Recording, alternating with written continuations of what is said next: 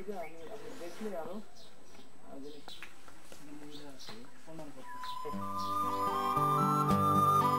দশক ধরে কাঠ আর হাতুড়ি বাটালের সঙ্গে সখ্য বিবেকানন্দ মণ্ডলের।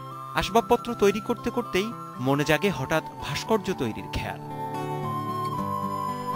সারাদিন খাটুনি শেষে রাতে শুরু হয় বিবেকানন্দের শিল্প তৈরির কাজ। রীতিমতো নেশায় পেয়ে বসেছে তাকে।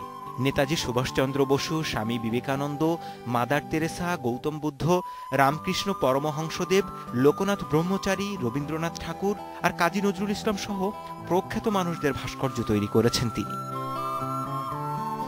বঙ্গবন্ধুর ভাস্কর্য তৈরি করে প্রধানমন্ত্রী শেখ হাসিনার হাতে দেওয়ার শখ বিবেকানন্দের।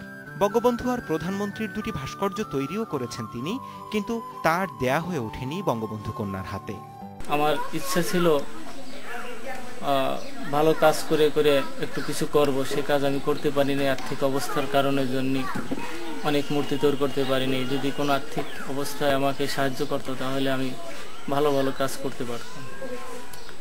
আর বঙ্গবন্ধু শেখ হাসিনার ছবি তুলে আমি গণভবনে দিয়ে আসছি। বিবেকানন্দের এই কাজকে শুরুতে পাগলামো ভাবলেও এখন বেশ প্রশংসাই করেন এলাকাবাসী। সে যে কাজগুলো করে তার একটু মূল্যায়ন করতো, সেই কাজগুলোর অনেক জয়ী হতে পারতো। তার অনেক ইচ্ছা ছিল সে শেখ মুজিবের একটু মুক্তি কাটছে, সেইটা হাসিনার হাতে তুলে দেবে। সরকার তার জন্য একটু সাহায্য করে। সে সমস্ত দেবদেবতার মূর্তি করতে শুরু করলো। তো দেখলাম আমরা সেই মূর্তিগুলো এত সুন্দর সুন্দর করে তুলছে, তার প্রশংসা আমরা বাড়ির থেকে সবাই বলতেছি। দূরের মানুষও প্রায় কাজ দেখতে ছুটে আসেন বিবেকানন্দ মণ্ডলের বাড়িতে, আর তাদের প্রশংসাতেই উৎসাহ পান এই শিল্পী। Zahidul Bashar, independent news.